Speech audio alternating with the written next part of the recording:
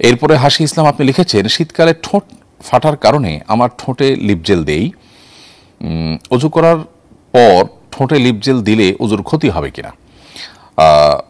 প্রিয় ভাই হাসি ইসলাম, আপনার প্রশ্ন উত্তর হলো যে লিপ জেল দেওয়ার কারণে আমাদের অজুতে বা গোসলে কোনো অসুবিধা তৈরি হবে না। কারণ লিপ জেল আমরা যখন ব্যবহার করি ঠোঁটে, তখন এর ফলশ্রুতিতে আমরা পানি ব্যবহার করলে সে পানি আর আমাদের ত্বকে পৌঁছে না কিংবা স্কিনে যায় না, ব্যাপারটা এরকম না। স্কিন বা ত্বকে যেহেতু পানি পৌঁছে, অতএব লিপ জেল ব্যবহার করার পর যদি আমরা অজু করি তাতে আমাদের অজু হয়ে যাবে।